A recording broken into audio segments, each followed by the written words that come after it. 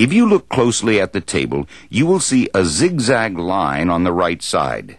This line separates the metals from the nonmetals. All metals are located on the left side of the line. The nonmetals are found on the right side, with the exception of hydrogen, which is located in the first column on the left.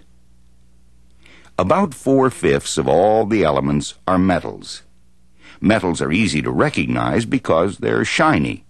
All metals are good conductors of electricity and heat. Also, they can be made into different shapes without breaking. For instance, aluminum can be made into cans, hubcaps, or a very thin foil.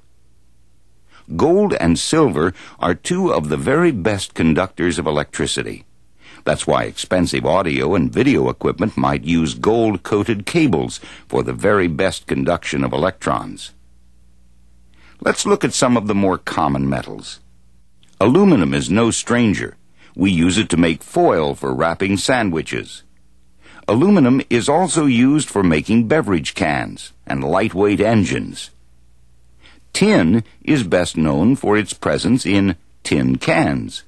Actually, tin cans are mostly made of steel, but they do have a thin outer coating of tin, which prevents the steel from turning to rust.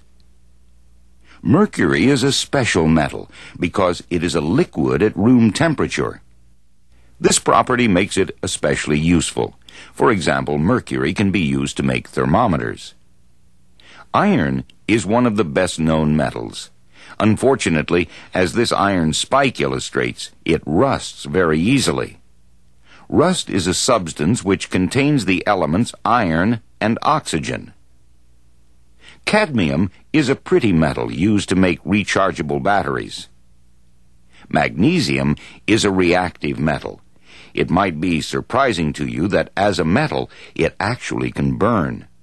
A ribbon of magnesium burns with a bright light when placed in a Bunsen burner.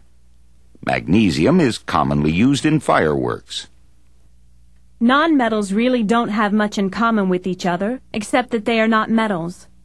Most nonmetals don't conduct electricity or conduct heat. They can't be reshaped because they are brittle and break easily. Some nonmetals, such as carbon and sulfur, are solids, while other nonmetals are gases, such as hydrogen and nitrogen. Some nonmetals are colorless, while others, such as solid sulfur, have pretty colors.